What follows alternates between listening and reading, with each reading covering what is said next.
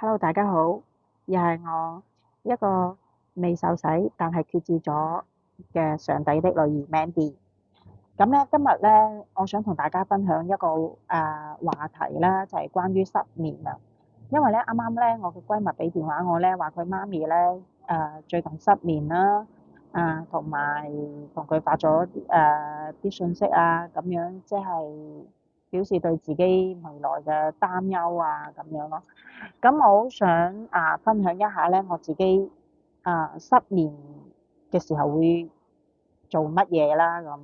我咧以前咧經常咧失眠，係一段好長嘅時間，係長期失眠嘅我。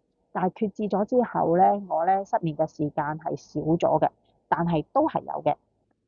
咁咧，我咧就想同大家分享下，如果我哋大家即係如果我哋都遇到失眠，咁點樣咧？咁咧，我而家咧通常遇到失眠咧，誒、我係冇一個具體嘅事會令到我去失眠啦，因為我比較少去接觸外界啦，咁但係咧有陣時可能都會諗翻起以前啲嘢啊，或者諗啲奇奇怪怪嘅亂七八糟嘅嘢啊，會導致自己失眠。咁喺呢一個 moment 咧，我咧就會將自己嘅注意力馬上咧就轉移去同神啦。咁我覺得既然神啊，即係唔可以，即係喺呢個 moment 裏邊唔可以幫助到我去解決我失眠嘅問題咧，咁我會覺得呢一個都係神嘅好好嘅安排啦。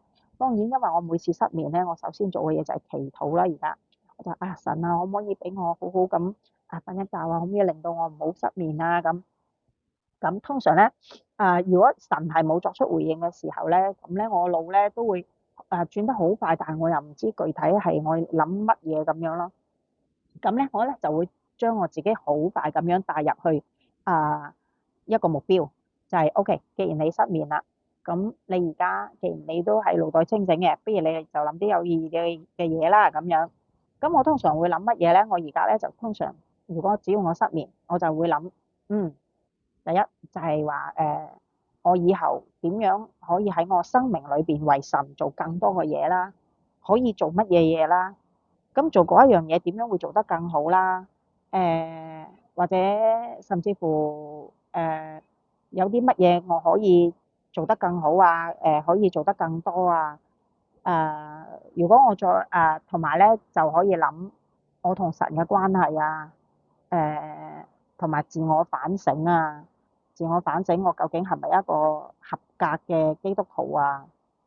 咁我點樣先可以做得更好啊？